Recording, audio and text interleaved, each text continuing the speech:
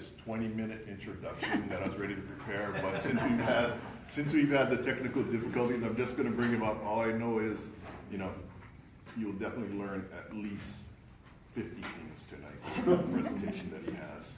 So I'd like to welcome Dr. Niklaus Schweizer.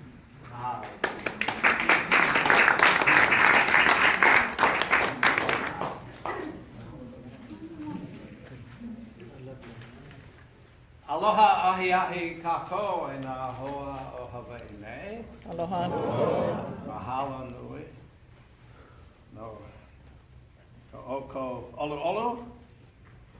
And we're going to talk about a topic which is very dear to my heart. It's complex. It takes a lot of thinking, but I think it's not so complex that we will not understand it. And that's Kapo'e, Missionaries, Hawaii, the missionaries in Hawaii, and this whole complex of religion, which goes all the way back to the days before one Captain Cook and 1778. My students always have to learn when Cook arrived here, because that's when the whole thing started, in a way. By the way, do you know when did he arrive?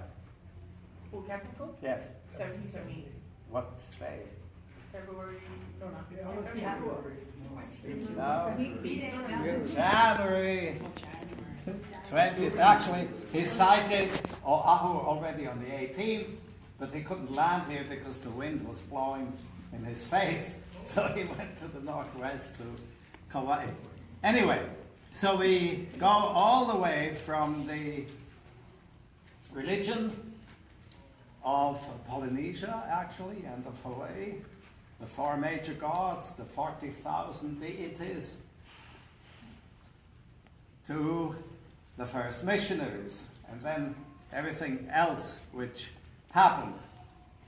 And these first missionaries, where did they come from and when did they arrive here? They came from Boston, Bose Tona in Hawaiian. And who were they?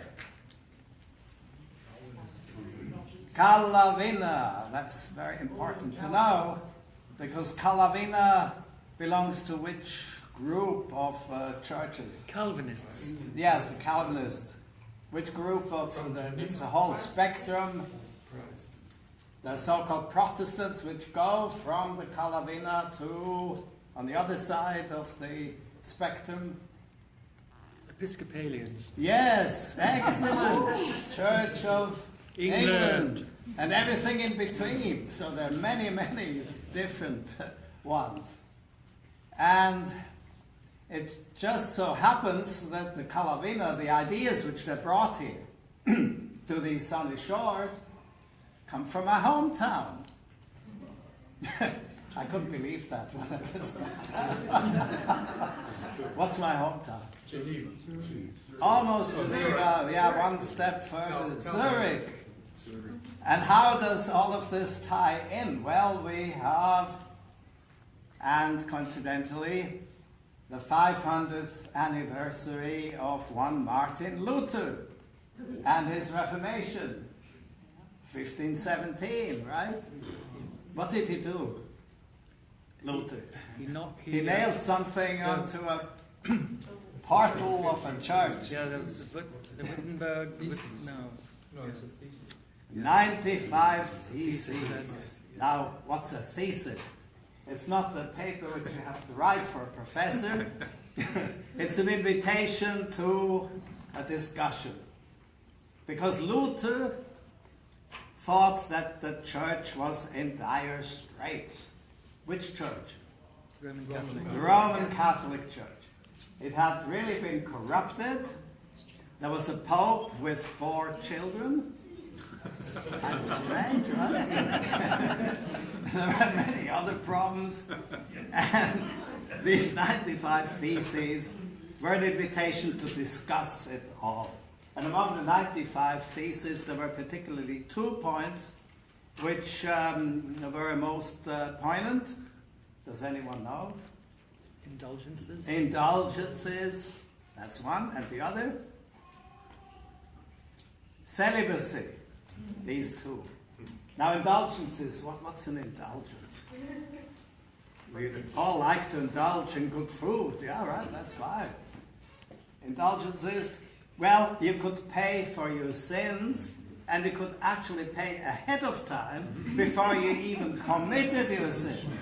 And with those monies which they raised, they financed, among other things, the wonderful Sistine Chapel in the Vatican. Who has been there? Have you seen it? It's magnificent, yes? But that's the product of indulgences. Celibacy, we don't have to talk very much about that. Didn't work very well with the Catholic priests. Still doesn't work very well. So these are the two main points, and then all the other 93. So what happened? Luther did not want to split away from the Catholic Church. It was far beyond him, but that's what eventually occurred. And so now we have the beginning of Protestantism. So how does this tie in with Hawaii? Well, once you split away from something, there are others who come and say you didn't go far enough. And so now Zurich comes into the picture. And in Zurich we have Ulrich Zwingli, and strange enough I'm a direct descendant of him.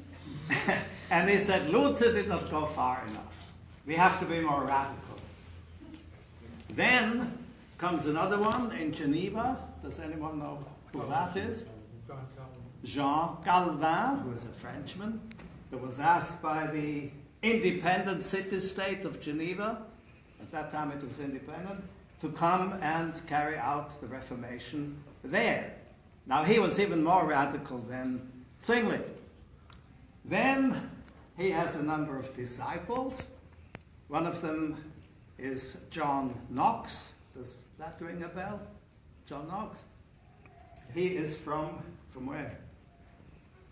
Scotland. Yes, that's it. Scot. So he takes Calvinism to Scotland. Oh, Presbyterians. Right, Presbyterians. Those are the Scottish Calvinists. And from Scotland, goes to England. Now, England has a problem of its own. It has a certain king who has a kind of difficulty with some women. Which king? Henry VIII. And he has a wife by the name of Catherine of Aragon.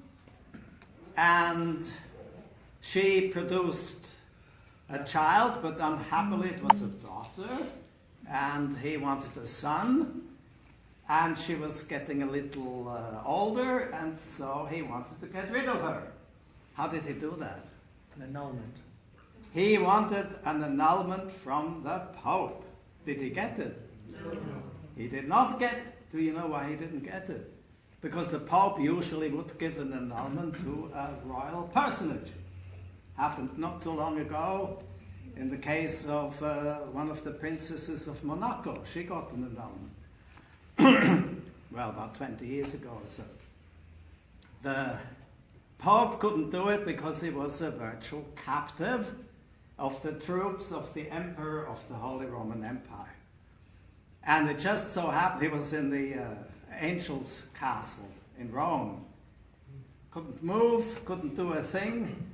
And the Emperor, who was Charles V, just happened to be the nephew of Catherine of Aragon. And so he would not allow the Pope to give this annulment to Henry. So what does Henry do? He creates his own church. Church of England says, oh, forget it, I'll do my own church. And then he married whom? Anne Boleyn, right. Okay, now back to the Calvinists. So from Scotland, Calvinism reaches England. But England creates the Church of England. So the Calvinists are in left field. And they grow more and more radical which pushes them into a corner. They cannot go to the great universities, for instance, Oxford and Cambridge, and so they're really out of sorts. They're out of sorts with the king, they're out of sorts with the church. You know what they do? A courageous band of them, they go to another country, which is also Calvinist. Which one? Holland. 10 years in Holland. But in Holland they can't quite make it. The Dutch say they have to become citizens of Holland. They don't want that. So they go back to England, and then they cast around for some other place, maybe across the seas. And they find one. Where? In what today we call New England. Boston. Well, Boston does not exist yet, but that's what they will create. So, on which ship do they cross the Atlantic? The Mayflower. The Mayflower. So now we have a line: Zurich, Geneva, Scotland, England, Mayflower, New England. How does Hawaii come in? 200 years after the brave pilgrims of the Mayflower arrive in where? Plymouth and Plymouth Rock, and we'll show the rock in just a few minutes. There's another ship which sets sail for Hawaii. The name? The Thaddeus. And who is aboard the Thaddeus? The year is now 1819. Yeah, Hailama Binamu Ma in Hawaiian. Hiram Bingham and his group. How many missionaries? Too many. Yeah, the first company consists of how many? They call them companies. There were 15 companies, 15 groups that actually came to Hawaii. The last one in the 1850s. First one arrived the end of March 1820. How many missionaries? 26. 100. Well, altogether 80 plus some individual ladies who were school teachers. Actually 80 and their wives. But in the first company only 7. And actually 5 were assistant missionaries, only 2 were ordained. Namely, Bingham and the other one? A name everybody knows. Thurston.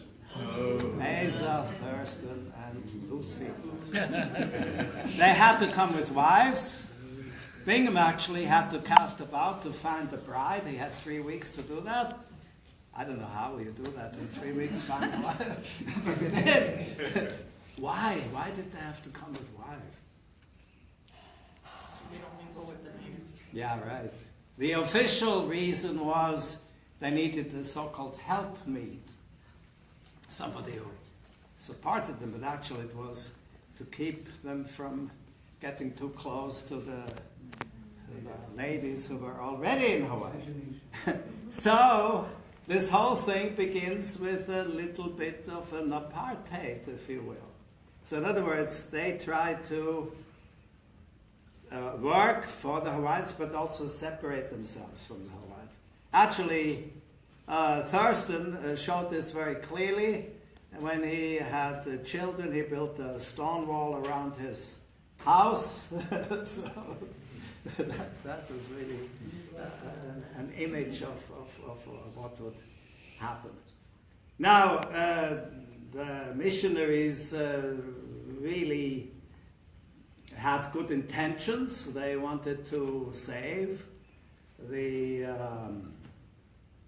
locals from going downstairs instead of upstairs after death.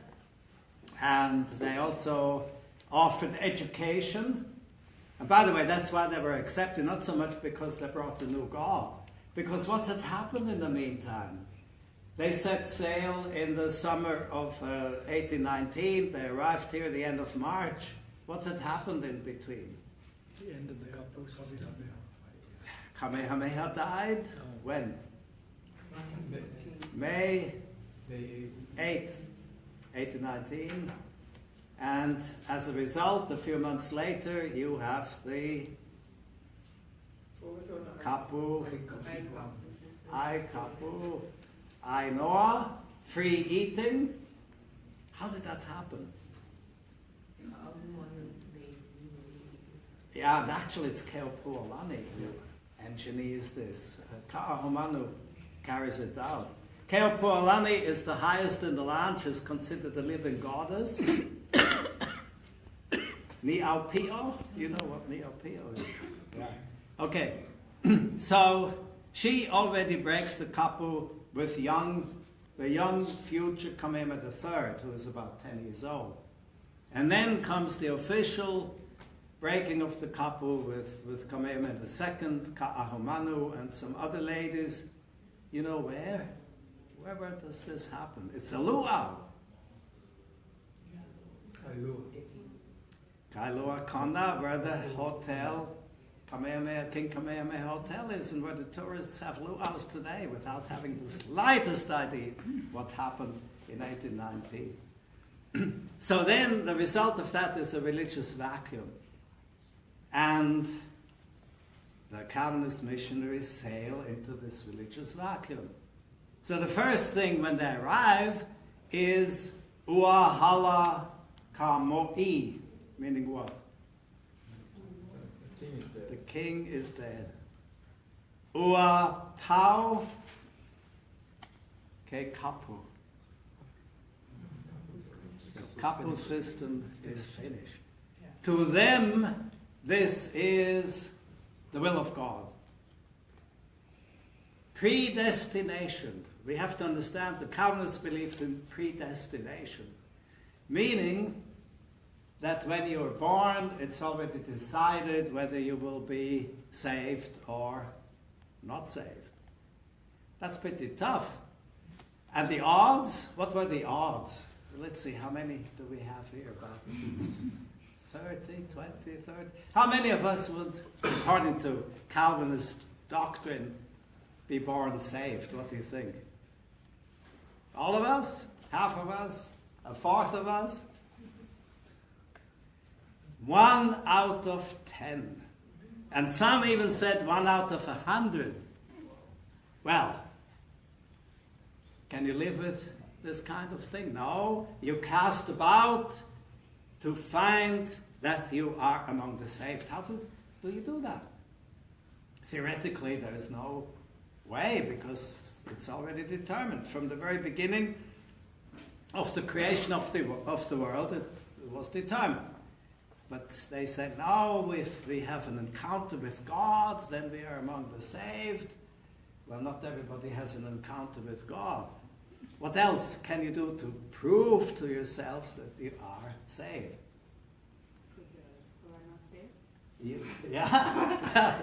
You can teach Sunday school, or better yet, become a missionary to the end of the world. How about the Sandwich Islands?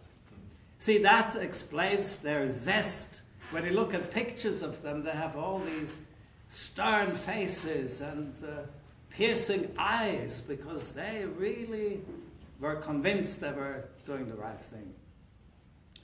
And another way is to have lots of money.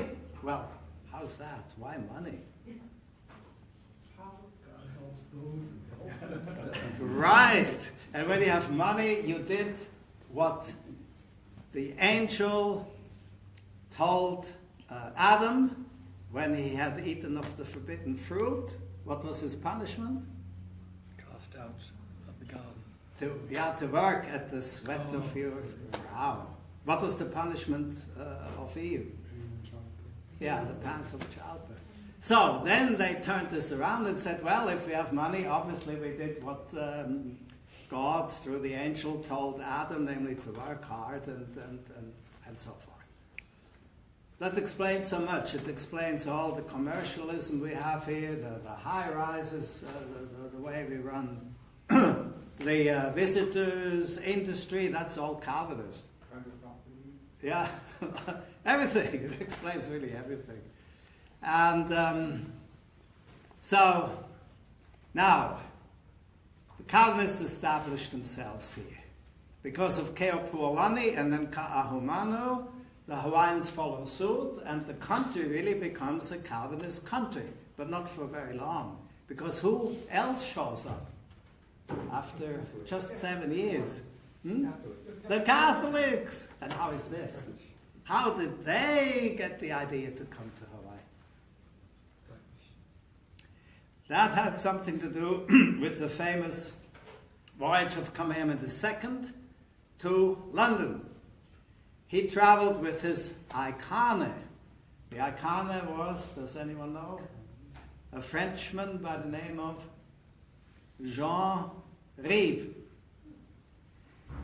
You know that the king and his favorite wife died from the measles in London? The entourage essentially went back to Hawaii, but Jean Rive said, no, my king has died, I go back to my native France. So what does he do in France? He tells the church, listen, you know who established themselves in the Sandwich Islands? The Calvinists. Now the Calvinists were the declared enemies of the Catholics. They were like cats and dogs. They hated each other with a passion. So the Catholic Church, what do you think they decide to do? Let's send missionaries of our own to counteract these terrible people. So they send 2 priests. One of them, anyone knows the name? We have a street. Bachelor. Yeah, Bachelor. They send him. And another priest. And how do you think the government reacts to that? The Hawaiian government. Because the Hawaiians are in charge, right? They're wonderful, the Catholics. How nice that they also come. They kick them out at the instigation of the Calvinist missionaries.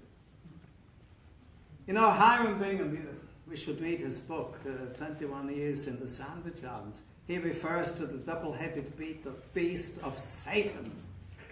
Who's the double-headed beast of Satan? The Pope and the Holy Roman Emperor. Yes? Niklaus, I have the book. Yes. And I bought it because I was curious to learn the relationship between Hinding and Kahumanu. Yes. I had heard that she was opposed to Christianity. Right. And sure enough, she became very ill. Yes. So he and his wife took care of her. That's right. And told her that your gods don't work. You Right. can come to our gods. And that was when she converted. Because Yeah, well, she had already done away with her own religion. But yeah, she did convert, and they put her on probation. That's another thing. I mean, here's the Kuhina Noi, and she's put on 6 months probation. Yeah, right. And then she and several high chiefs become Calvinists, and then the whole country becomes Calvinist. Right. So anyway, now we have the Catholics. They are thrown out. Now they happen to be French, and France is a major power. So how do you think France reacts to this? They send warships, gunboats, diplomacy. And eventually it goes back and forth. The same thing happens in Tahiti, by the way, exactly the same thing. In Tahiti, the French establish a protectorate. In Hawaii, Hawaii gets spared because of the Akamai policy of Kamehameha III and his cabinet. And Kamehameha III wisely decides to declare a policy of religious tolerance. Does anyone know when? Which year? 1839. Religious tolerance. Not too many places in the world practiced religious tolerance at that time. The US did, and a few others also, but most of them didn't. So Hawaii is among the first ones to allow for different Christian churches. And now everybody can come. Catholics establish Our Lady of Peace Cathedral, which is interesting because it was forced upon Hawaii by French cannons. So that's kind of ironic. But then the others come. Who else? The Mormons, right? Who else? The Church of England. Who else?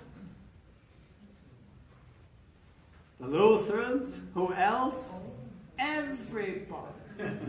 The Advertiser, when it still existed, some 10 years ago or so, had an article saying that we have, how many church-related groups do you think they counted in these islands?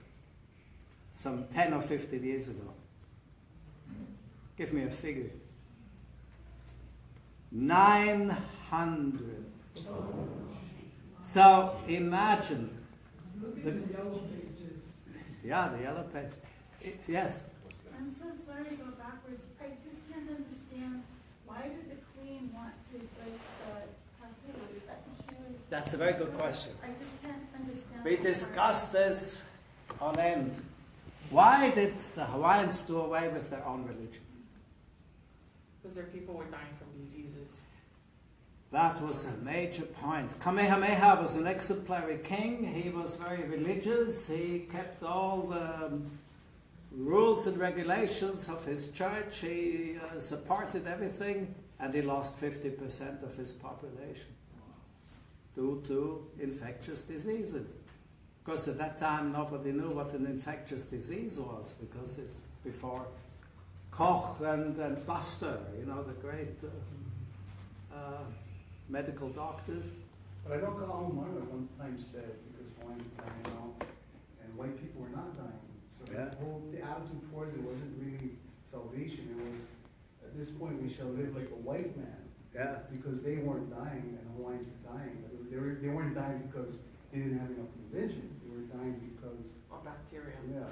Yeah, right. Well, yeah, the idea was that the Hawaiian gods were not strong enough, that the Haole apparently had a much stronger god.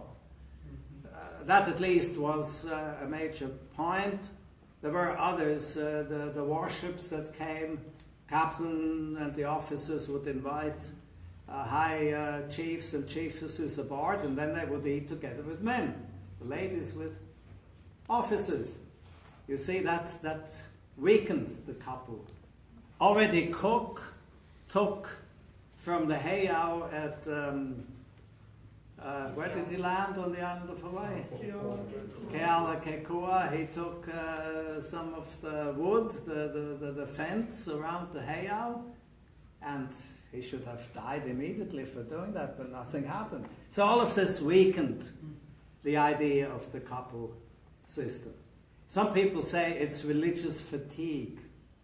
That's what happened. Yeah, religious fatigue. So they got tired of their own religion.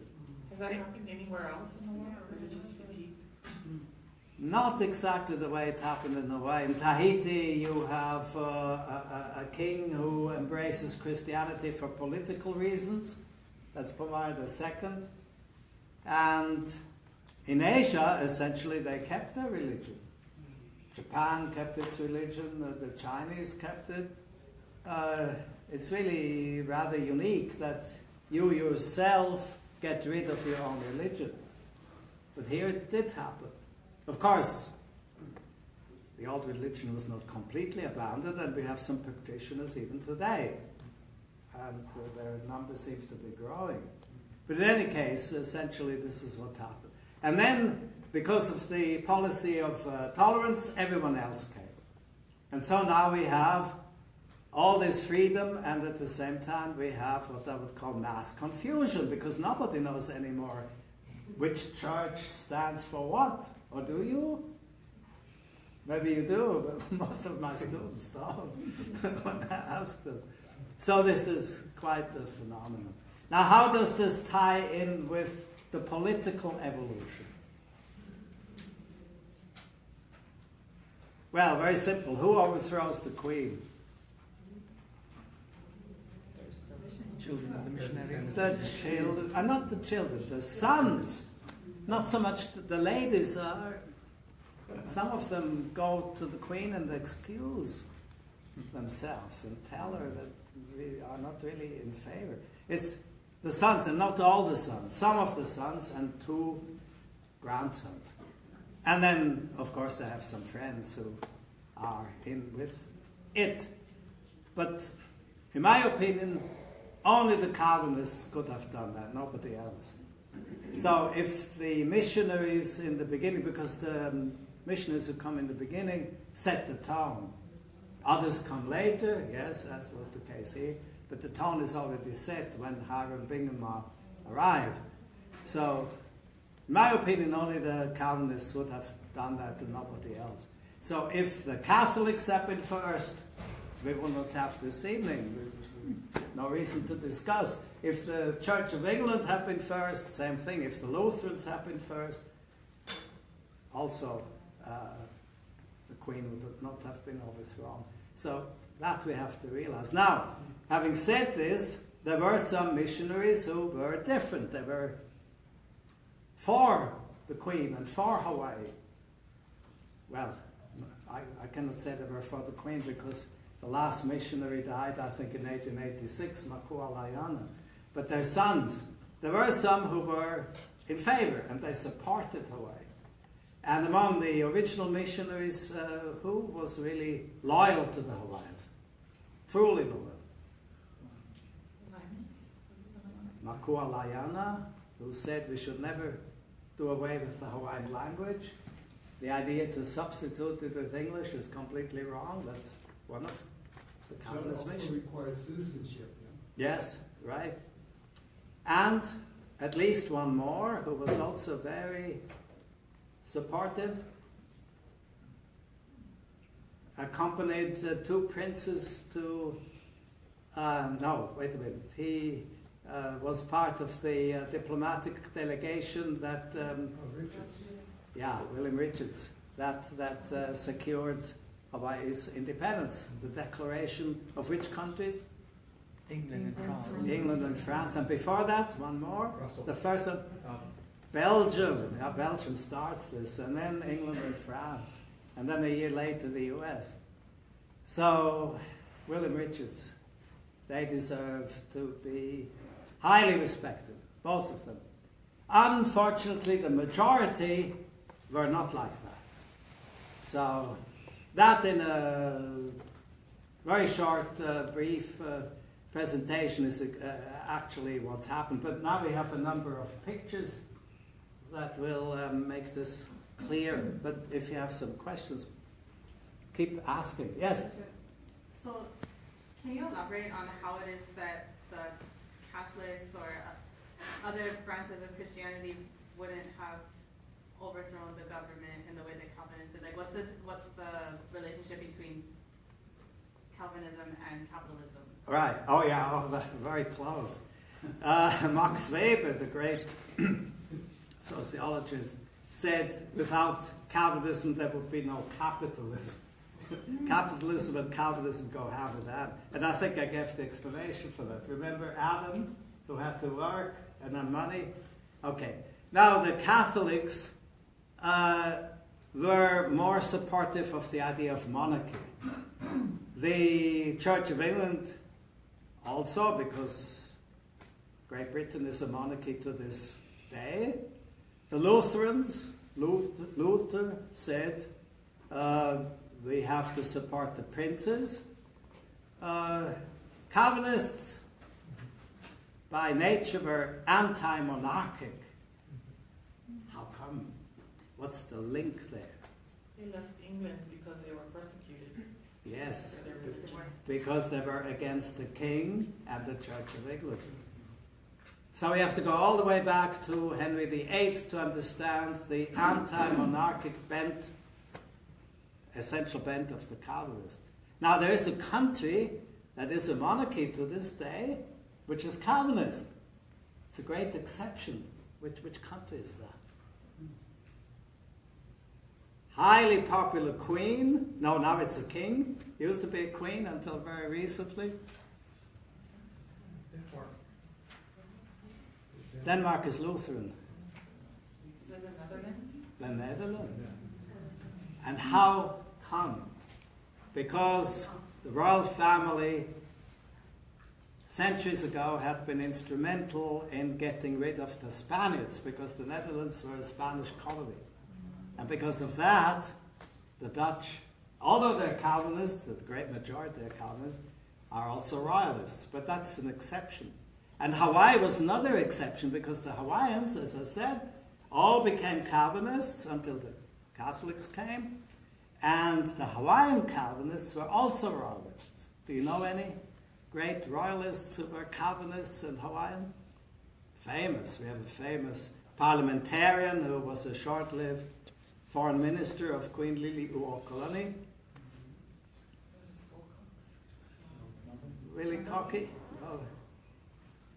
But you're close. Navahi.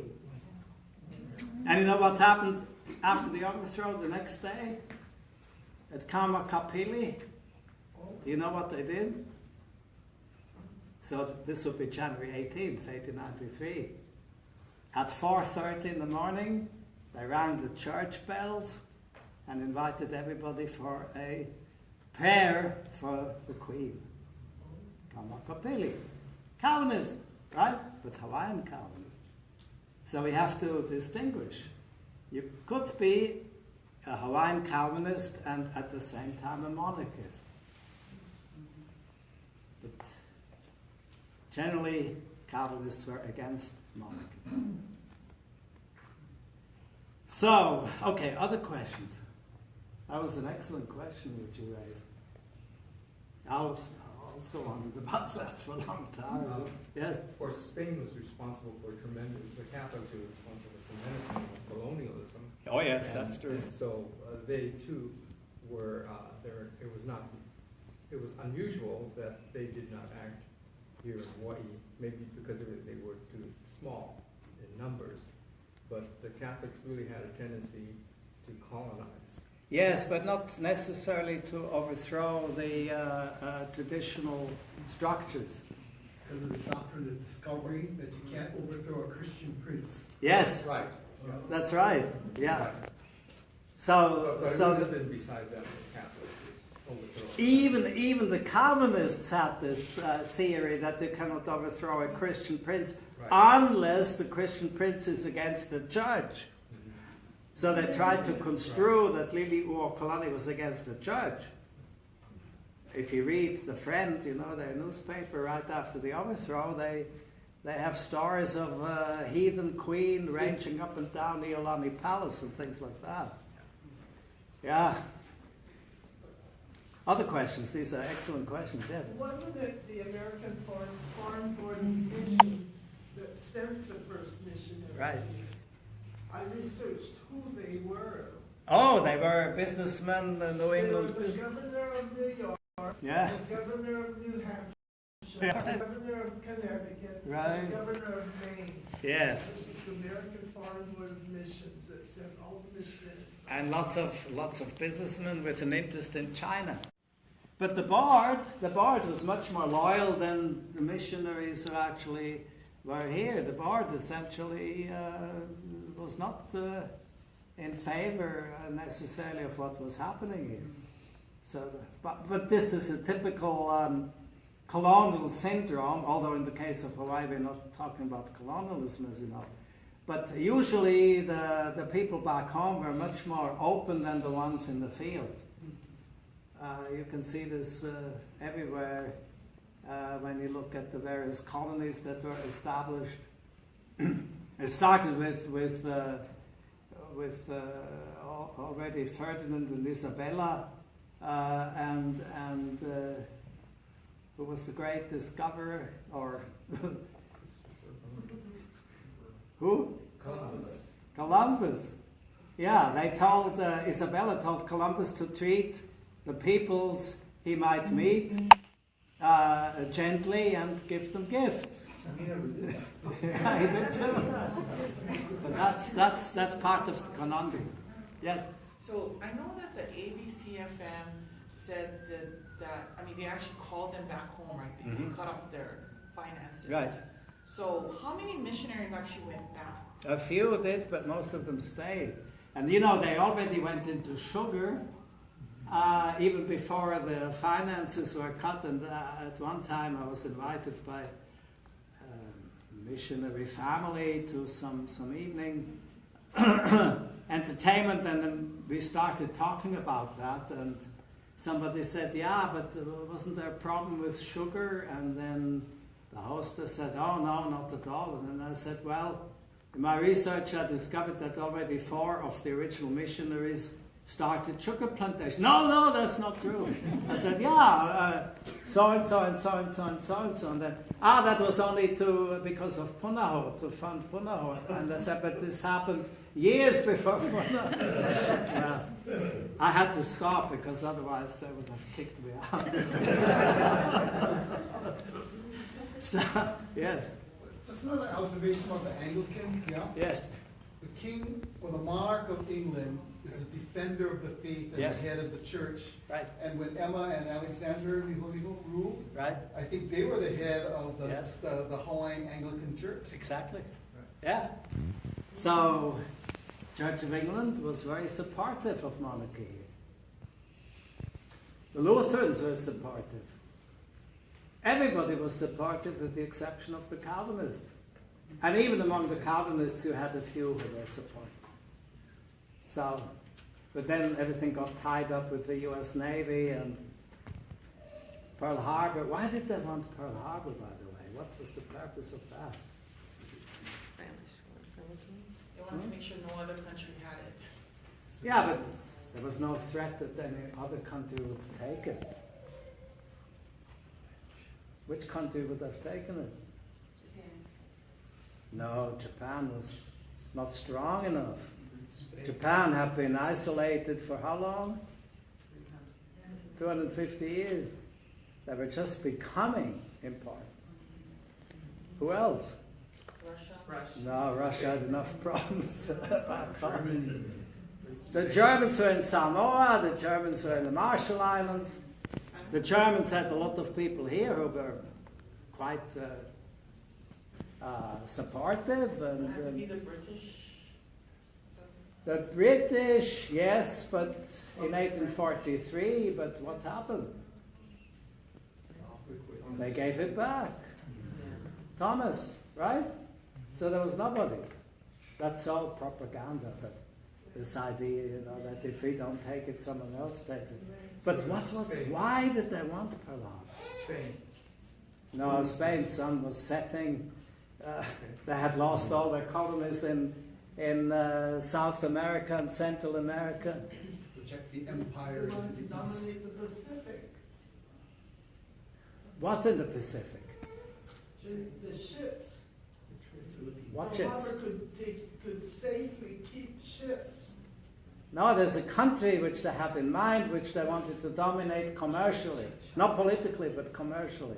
Which one? China. Yeah, China. It's China. It's China. Simple. And it's China today. The French have a word, plus que ça change, plus que ça reste le même. Anyone speaking French? The more it changes, the more it remains the same. Exactly. Right. So, yeah. Any other questions? Yeah. I don't know much about Hawaiian culture, so Yeah. maybe that's a very simple question. But is Hawaiian religion tied to the monarchy, or could it? Oh, yes, very much. About the monarchy? Very much tied to the monarchy. And by the way, how old is the idea of monarchy here? What would you say? Kamehameha? Or what? How many centuries? I don't think it was a monarchy in the way we think about it in the Western sense. It was more of a Alii system. You know, it was more of a. Yeah, it was not with the trappings of the West. You're right, but the idea of monarchy is 1,000 years old. It starts with power, around 900 or so, and you have these fluctuating kingdoms, right? When Cook came, how many kingdoms? 4.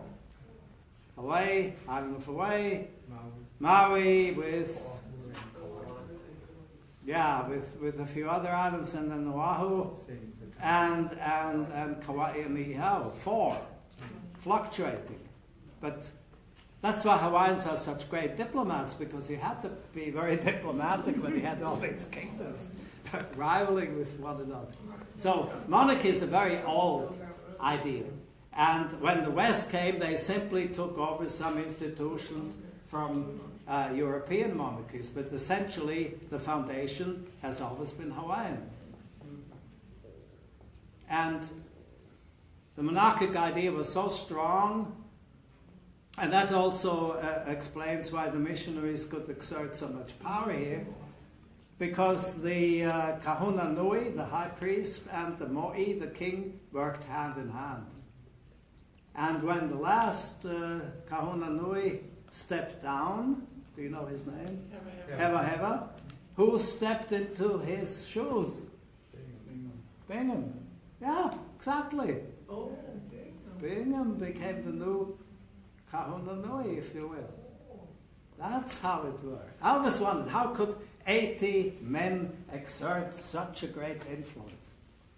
80 missionaries, right? That's the explanation. Yeah, so to get back to your question, monarchy and religion have always been very close here. Could the religion exist without the monarchy?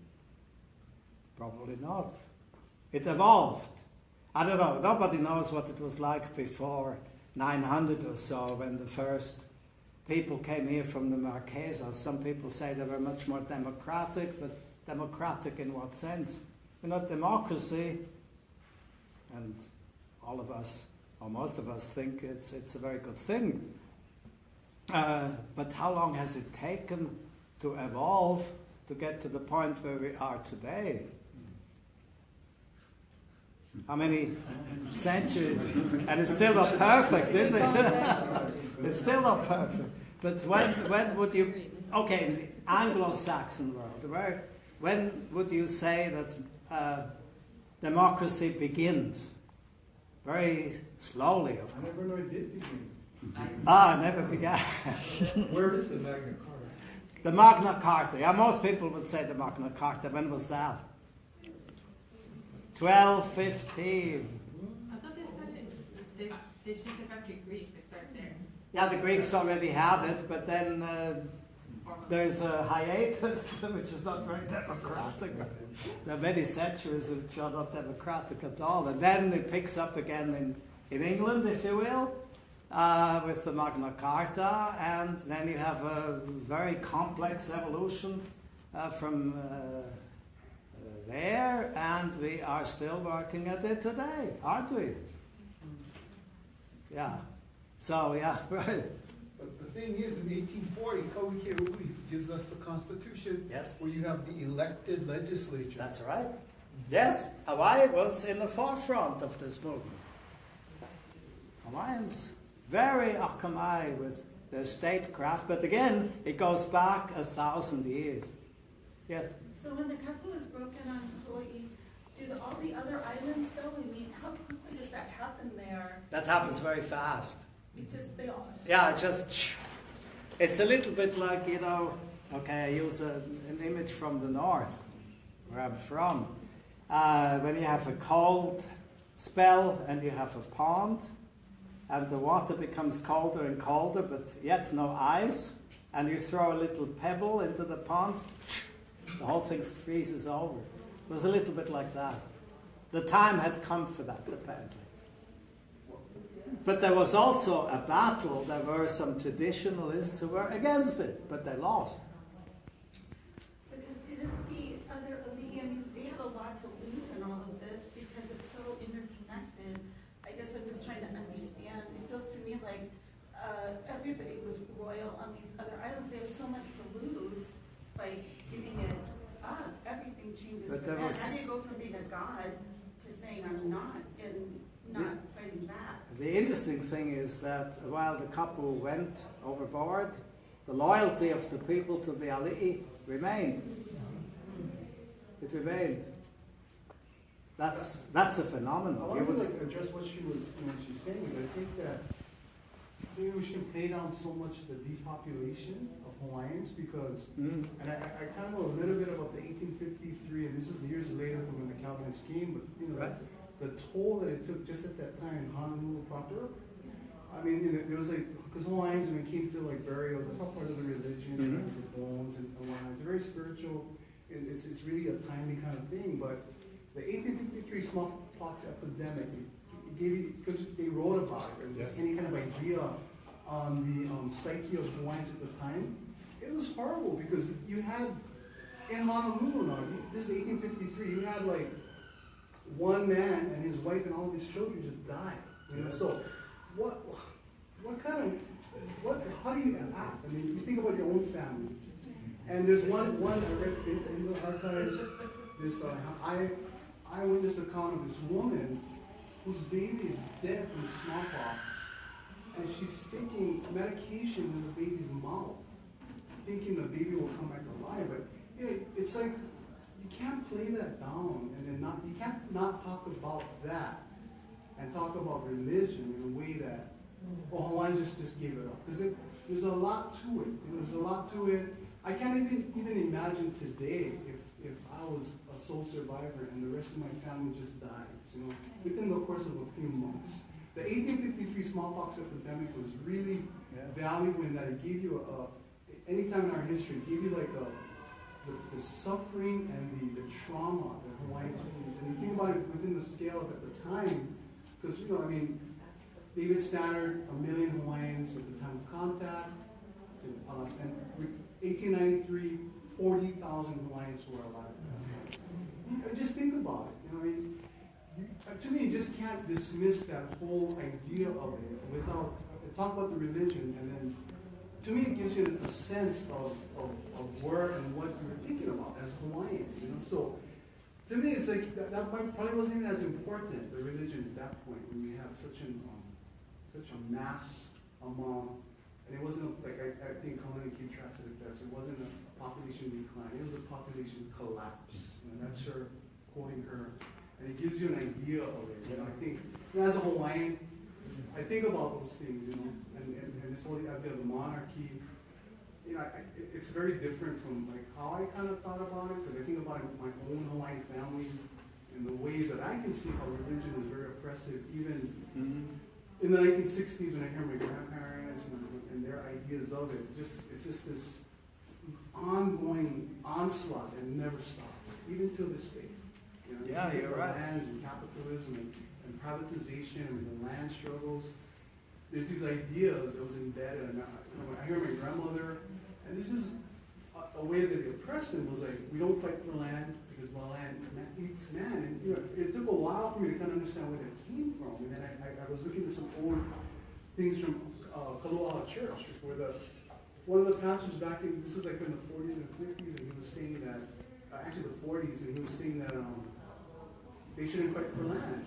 It's like, it's just how the role that religion plays. And so I just think that you can't dismiss the depopulation and what exactly took place, the intricacies of this. It can't be just dismissed. So that's just... No, you can't. But the amazing thing is that in spite of this terrible loss, the people remained loyal to the throne to the very end. And they actually defeated the annexation treaty. How did they do that? The Coué petitions. So the US Senate could not ratify the annexation treaty. So in spite of these terrible losses, they still kept their strength and their political will. That's really a phenomenon. Yes? What role would have the missionaries did start a written language? Yes. And what role did that play? Because they wouldn't have been reading stories of their kapuna, because that was passed down verbally. So they would have been reading propaganda from the religious side. Well, they were reading the Bible, but then they created their own newspapers. And we have about 100 newspapers in Hawaiian. That's another phenomenon. How fast the population took to reading and writing. That's absolutely unique in the history of the world. And then they started recording their own stories. Yes. In writing, and that's why we know Right. so much more now. And Hawaii in 1892 was one of the 3 most literate countries in the world. Which other countries were they? Which one?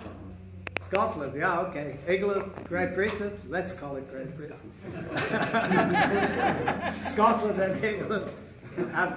And which one also? China had an elite that was training that, but Germany, and I guess Switzerland, we don't count in the statistics, but I suspect Switzerland too. But Hawaii was right at the top, 1892. So yeah, it's, yes.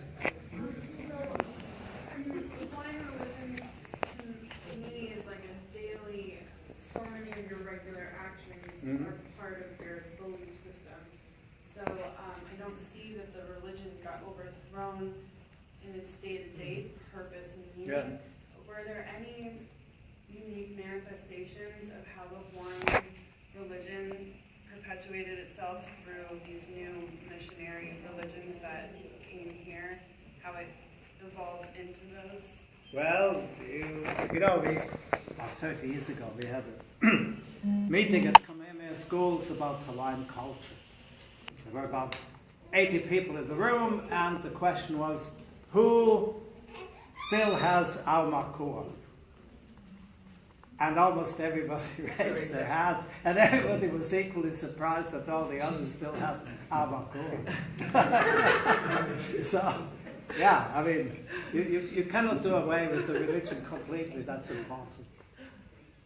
There's one country in the world that tried to do that, did away with all religion for about 50 years, and then a certain system collapsed and all the religions, 3 in that case, came back. Which country do you think? Russia. No, Russia tried to do it, but the Russian Orthodox Church refused. Is it China? No. China even has the Protestant Church, which was started by Zwingli. they acknowledge it to this day. Albania. You know where that is? Yeah, Albania. That's the only one that ever tried it. Because the French suppressed the churches during their revolution, and the Bolsheviks destroyed most of them, and now what's happening in Russia right now with religion? It's coming back left and right, and new churches are being built all over the place. We even have one here on Queen Street. So religion will always be there, but it was abandoned as the state religion. Perhaps we can call it like that. Other questions you may have? Okay, how much time do we still have? Not very much. 45 minutes. Oh, we do. Okay, so let's look at it from a pictorial point of view. So, okay, the world, and it's really a global question we're dealing with. And then we have the beginnings, actually Luther, who will be further to the north. And then Zwingli we refer to in Zurich. And this is Zurich. And his church will be here. And then we get to Geneva. Wait, okay, the church? First we have, this is where Zwingli carries out his Reformation in the years 1522 following, but strange enough, we already celebrate 500 years because of Luther. Doesn't make much sense to me, but that's what we're doing. We should have waited another 5 years. Okay. Again, the church, because that's at the beginning of what's happening here. And here we have his monument. How would you comment this? This is Zwingli. What does he have in his hand? A sword and a book. Which book? The Bible. Doesn't that illustrate the overthrow? Of course, we have to say Zwingli was not quite as harsh as we thought for a while. There was the so-called Kulturkampf, cultural struggle against the Catholics when they built this monument, and that's why they showed him so warlike. But still, yeah, there is a connection. Okay. And then Geneva, looks very much like Zurich. Also a nice lake. That's the church where Calvin did his thing beginning in 1536. He comes later, and the later you are, the more radical do you get. And here we have some churches which are also Calvinist in Italy, in Scotland, of course, in Hungary, and in the Netherlands, and South Africa, which explains apartheid in South Africa. Okay. Now, this was a great revelation to me. I went to Geneva. I went to the Café du Consulat and asked, where is the monument to Calvin? And I thought there was something similar to Zwingli. And then the waiter said, oh, just go down this street. And then he said something funny. He said, mais eux, ils étaient un peu carrés. Translation, these guys were a little bit short-sighted. And I said, you say this in Geneva? Yes. Okay, so here's the explanation. Instead of just a sculpture, there is this gigantic wall. Has anyone seen it? Yeah, you have seen it. How big is it? A couple 100 feet. Yeah, it's absolutely amazing. And it tells you the story of Calvinism. And here you have the central group. This is the master himself, a little taller than the rest, and half a step ahead of the rest. And these are the others. John Knox of Scotland. This is a gentleman from Neuchâtel, what today is Switzerland. And this one is the one who took it to France. And so you have the Huguenots, the French Calvinists. They look so friendly. Yeah, they look very friendly. You compared them to a certain group that we won't mention that. Okay, go on. There were tough cookies at that time. And who is this? That's a pilgrim of the Mayflower. So that's how it got to the so-called New World. What's missing, of course, is Hawaii. They should have added Hawaii, but they have no idea about it. In Europe, almost nobody has an idea, unhappily. So we have to spread the news a little bit. Anyway, and here's John Knox. Now that's his statue. He has a statue all by himself in Scotland. And then, as we said, from Scotland it would go to England, and from England on the Mayflower to the New World. And here we are. This is the situation in the 16th century. You have a few strongholds of the English. Roanoke, which is the first colony, but it's abandoned. Then the first one to survive, Jamestown. And then, of course, Plymouth with the Mayflower. And Bermuda, which is the last remaining British colony in this part of the world. And the Queen was there just a few years ago to celebrate 400 years of the British in Bermuda. So let's see what happens to Bermuda. Okay. Which ship? The Mayflower. Of course, it's a replica, but that's what the ship looked like. In Plymouth Harbor. And Plymouth Rock. I thought it was a huge thing, but of course it's not original. It's a myth. But every country needs a myth, right? We have Wilhelm Tell, so I have Plymouth Rock. Okay. And now it gets very interesting. What kind of a Bible is this? This is the Bible of Geneva in an English translation, which the Mayflower people took to America. And then we have the very first Bible ever printed in North America. In which language do you think? New Common Testament. I don't know how to pronounce this. Ka-Hong, the Rusko Testament.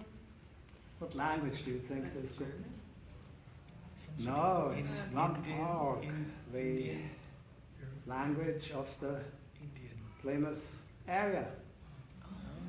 The Indian, if you will, language of the Plymouth area.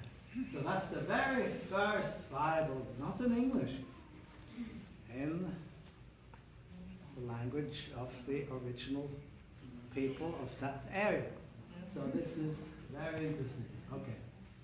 And then, here's Plymouth. What's in Cornwall, Connecticut? A certain school. Yeah. No, Yale is not here. That's more to The mission How- school. huh? The mission school. Foreign mission school. Why is this so important? Who attends the foreign mission school in Opukahia? Why is it so far away from the shore? Coincidence? No, they wanted to keep these guys out of the reaches of the sailors, for heaven's sake. So that they would not be corrupted. So it's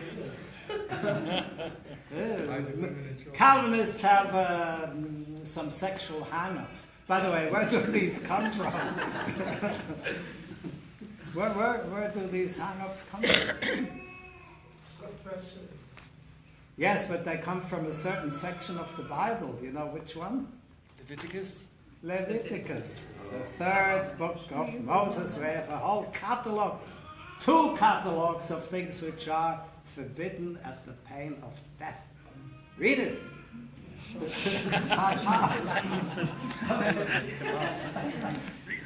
And here, that's a foreign mission school, which was at this site. The building does not exist anymore, but here's a model. That's what it looked like. Very much like the mission houses here, typically in New England. Small windows because you have to anticipate the next snowstorm. So I always smile when I see the mission houses here. Where's the snowstorm? Anyway, okay. And this is the house where Opukahia actually died, in this room. He was a very earnest young man who started translating the Bible. And you know the story that he pleaded with the good people there to send a mission to Hawaii, which is true, but there were other reasons why they came, not only because of the pleading of Opukahia, because when you're a governor of New York or a merchant of Massachusetts and you look towards China, then it might be interesting to have a foothold in Hawaii, right? Strategically, we have to think strategically, this whole business, okay? The grave, very touching. Can anyone read this? Kamehameha Middle School. So some students were there and look, all the ho'okupu. Okay. And everybody knows these islands. And now we are getting to Hawaii. And here is Kailua, Kona, with the very first church established here. And in the church there's a model of the Thaddeus. Here's the church. Typically New England, and here's the ship. And we can criticize the missionaries for many things, but certainly they were most courageous to sail on a nutshell like this around Cape Horn, because that's no picnic. If you read Richard Henry Dana's book, are you familiar with it? On 2 years before the Mass. That's the best book on sailing in the 19th century, and he sailed around Cape Horn, and even in the dead of winter, and it was an incredible experience. So courageous, yes, they definitely were courageous. Also, that's more interesting in a way, of 7 wives, I think 4 were already pregnant by the time they arrived. So I don't know how that works on a ship like that. Anyway.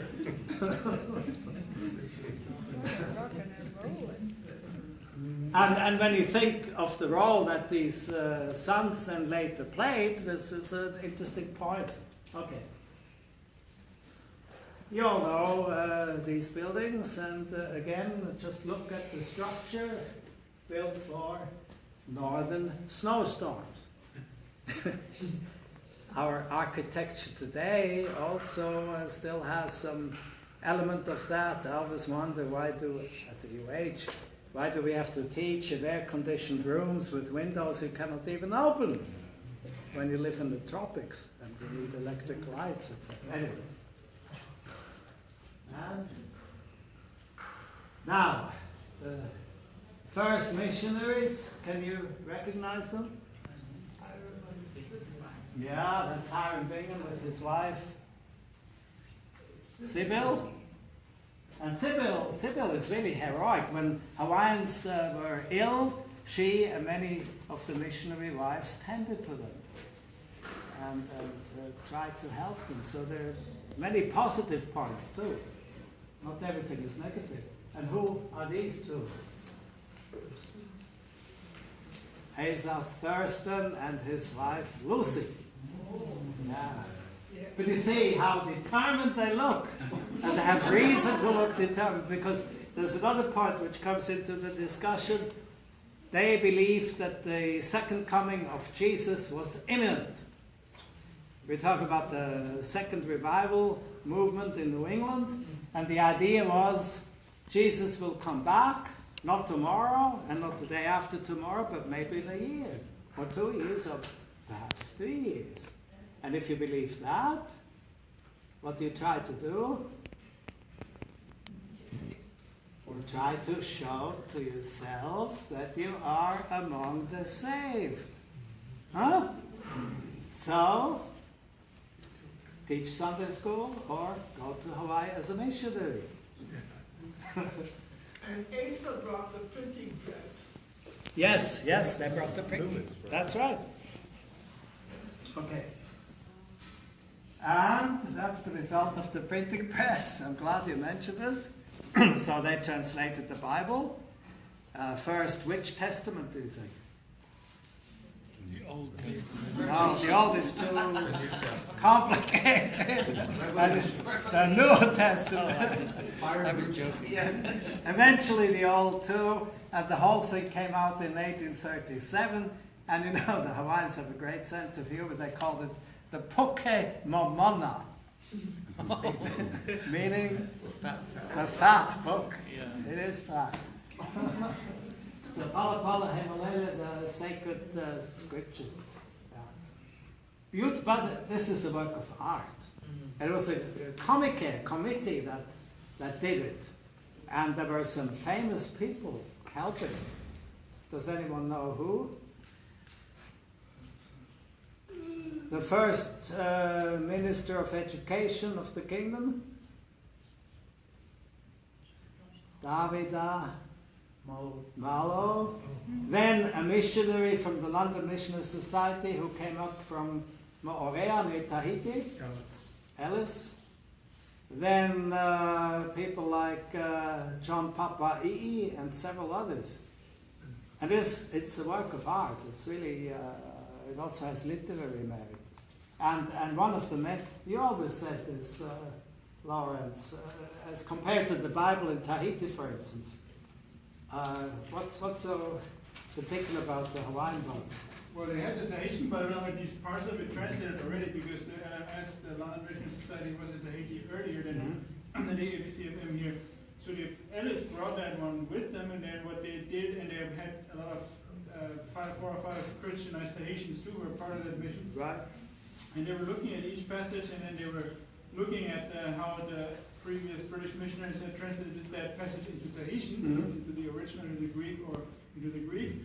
Then they looked into the Tahitian translation, and then they checked with David Maile and other Hawaiians whether this, how you would say that best in Hawaiian, and then they would try to really translate all the words, like get some actual, like culturally appropriate Hawaiian terminology, because in the Tahitian Bible they had it really done in a rush, and they had done like I think several hundred Greek or Hebrew words. They had just kind of Tahitianized them, like stauros, the cross. Yeah, which nobody understood. Tauro in Tahitian, like they just used like a lot of those words and kind of filled in like some vowels to make it sound Polynesian, but they didn't really make the efforts to really find a Tahitian appropriate word for it. Whereas here in Hawaiian, the Hawaiian Bible has about, I think it has only 1/10 of the amount of foreign loanwords than the Tahitian Bible has. So they really try to make it much more grounded in kind of local ways of thinking and try to kind of make it like local language-based book. Temple, of course, for instance, is Luakini, which is the word for a state temple of the old religion. So that's amazing. Yeah. So it's much more Hawaiian than the Tahitian Bible is Tahitian. Right. Or the Maori Bible for the Maori Bible. A lot of English or like Latin or whatever based. All the other Bibles, I think. Also Tongan. Yeah, they all have more. The Hawaiian has the least number of foreign borrowings from any of the Polynesian language translations. So that's noteworthy. And to their credit. And of course, this church, but it looks exactly like a church back in New England. So, is this our last lecture? No, we got way more because we got this. Oh, yeah, go on. Yeah, of course, now we come to the other churches. Now we're Paul with the Calvinists, but now come the other ones. Yeah, the Calavina are now finished, and we get to... right. Now, who are these gentlemen? This is Kamakau, you're right. And this one is the first Catholic priest, Bachelot, French, who is then kicked out by the government of Kamehameha III, and then the French warships come. And Kamakau, why Kamakau? He was educated at Lahaina Luna, the forerunner of UH, and the Center of Intelligence at the time, which was a Calvinist theological seminary. But then he converted to Catholicism, which is interesting. And of course, after the overthrow, a majority of the Hawaiians left the Kalavina Church and went to the Church of England, or the Catholic Church, or even the Mormon Church. Yeah. Okay. So this is a Catholic newspaper. And they spell Hawaiian differently. They use at that time they had a difference. They used the V, like Halavai, meaning number 3, right? Halavai, so they use Halavai instead of W. Spelled it with a V instead of a W. They also spelled Hawaii with a V instead of a W. Just like the Tahitians. They had a different type of. Tahitians used to be. Right. You know this cathedral? Which one? Our Lady of Peace, established by cannon boat diplomacy. Okay. 4th Street. 4th Street North. That's where we have the burning of the papal bull. Yeah, the papal bull, right. Okay. And the Mormons. And this is the Hawaiian who translated the Book of Mormon. This is the first president of the Mormon Church, and his successor, that's also interesting to remark. In 1898, he was invited by Dole to the annexation ceremony, and he declined because he said he did not want to upset the majority of his Mormons. So he did not attend. Well, the Queen herself became a Mormon eventually, like she. Yeah, right. Yes. Because what happened after the overthrow, she left Kawaiahao, which you understand. She went to St. Andrews, and the bishop there was a monarchist. And then after annexation or professed annexation, he was spirited away. And the new one came who was an annexationist gentleman, and then she left that church too and went to the Mormon church. And where do you think the monarchic bishop who was pushed out, to which country do you think he went? In the Pacific. Tonga? Tonga. Makes sense, right? Kingdom of Tonga. Yeah. Now we get to the, who are these personages? This one?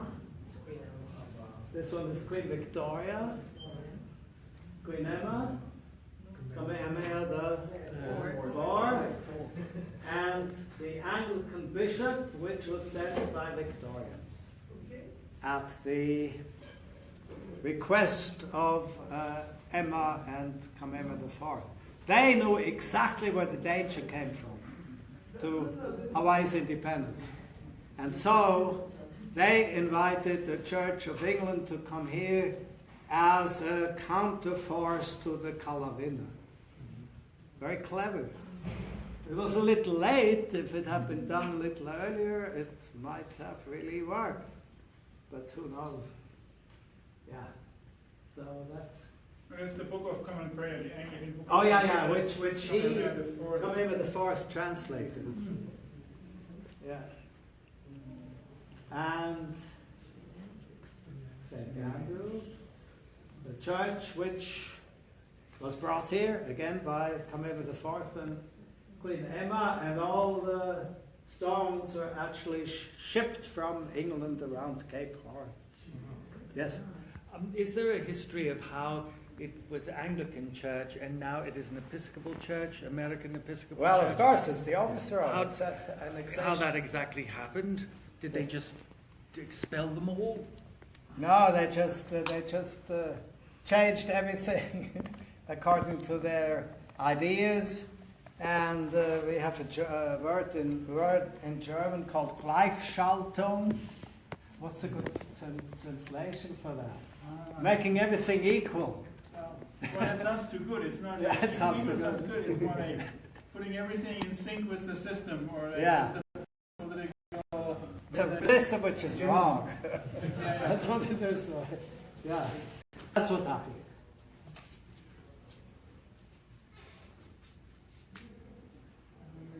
And we should not forget the Germans, because the Germans also played a major role. That's the one in Kauai. Yeah, that's the Lutheran church on German Hill. It's called German Hill in Leo. Yeah. So the Germans are Lutheran. We discovered an interesting memorandum by the Consul General of the United States here, 1887, right after the bayonet putsch or bayonet constitution. He writes to the Secretary of State about the situation in Hawaii, and he says that the commotion, the recent commotion, meaning the school, is due to the complex situation in Hawaii. We have the Hawaiians. What's their situation? They have lost in numbers, but they have gained in intellectual strength. And many young Hawaiians now push into important offices in the kingdom. Then we have the Germans and we have the British. They are pro-monarchy, because the Germans are Lutherans and the British are Church of England. And then we have the Americans, and there you have some who are against monarchy. And then he says something else. He says, most of them don't plan to establish families in this country. They are more transient. They're just interested in getting some money and then leaving again. And the ones who really have a right to this nation are the Hawaiians. That's the U.S. Consul General writing to the Department of State in 1887. Very interesting document. And therefore the German Lutheran, essentially pro-monarchy and pro-independence. There are a few who are different, and in 1893 they play a rather questionable role, but most of them also pro-monarchy. So, who was against the monarchy? A very small group. Somebody called it a minuscule group of 2.7%. So that's the pastor, famous. Does anyone recognize him? Hans Eisenberg. Very bad. Yeah. That's a mistake. Yeah. We visited. Right. Eisenberg. We have Eisenberg Street. Many call it now Eisenberg, and it's really Eisenberg. You see how complex this whole thing is. But when you think about it, it makes sense. That's our last picture. That's the only street that poor Kea mispronounces on the bus. Really? This is Eisenberg? Horrible! Send it to my class. Okay. So, this is it. You may have some more questions, I don't know. But, yeah. I just want to say I met the 4th and 5th Bingham a few years ago. Oh, you did? Yeah. The 5th one was a young attorney in Oakland, California. And his client was in San Quentin. Oh. This young black man that was held there.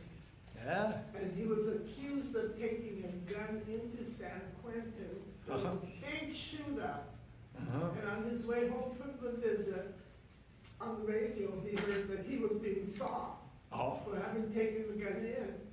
So when he got back to his apartment with his other friends in Oakland, they said, "You better get out of here." Yeah. So he left, and he went away for 13 years. I think he went to France. Then he came back when times had changed, and I went to his hearing, his trial. And a beautiful young man, wonderful attorneys. Yeah. He was 100%. They all agreed he was innocent. Well, the Binghams played a major role. One of them discovered the old ancient capital in the Andes. And another one was one of 5 just diplomats who helped the Jews in World War II, together with a Lithuanian, a Swiss, and a Japanese. I think Bingham number 4. And the third was the one that discovered Machu Picchu. Yeah, Machu, that's what I meant. Yeah, exactly. Yeah, the Binghams. But Stephen and his father, Alfred, I had lunch with them one day, and I said, "Bingham, do you know anything about this guy Hiram in Hawaii?" His father looked up at me and said, "Yes, that was my grandfather." And then the 5th one was sitting there too. That was young Bingham. Yeah. Well, the families are still around, of course. I mean, we're talking about the history, which 1778 is not that long ago when Cook came. In my own family, I have a great-grandfather who was born when Kamehameha was king here. Great-grandfather. And the grandfather who was born when Kamehameha III was king. So, of course we have long generations of all these pastors and professors and so who marry very late. Yes? Did you have any information about the seminaries that the school, like the Maile Seminary? Oh yes, the seminary at Lahaina Luna, which was really a center of intellect and also a center of cartography. They made the most beautiful maps, and you know that the first map of upper California, Alta California. What was that, 1838 or something like that? Was made at Lahaina Luna because in Mexico they couldn't do that, or at least in California they couldn't do it. So California had the map from here. Well, my great-grandmother went to Maile Seminary Yeah. in Maui. Yes, which yes. is now Seabury Laundry. Yeah, those were excellent schools. But of course, Calvinists are therefore somewhat straight-laced, but yes, definitely on a high level. Yeah. But the leading college was Lahaina Luna. Yeah, they developed Maile Olu to, for the men of Lahaina Yes, Luna yes. to prime them. for- Right. Yeah, that's another story, the story of education here. Mhm. And the schools were really rather good during the time of the monarchy. And with annexation and so forth, lots of problems were. Well, of course, when you forbid a whole nation to speak their own language in the schools, you create no end of problems. And we're still suffering from that, even now. That was the biggest mistake of all, maybe. What else? Other questions? Well, mahalo nui a oko, mahalo no oko,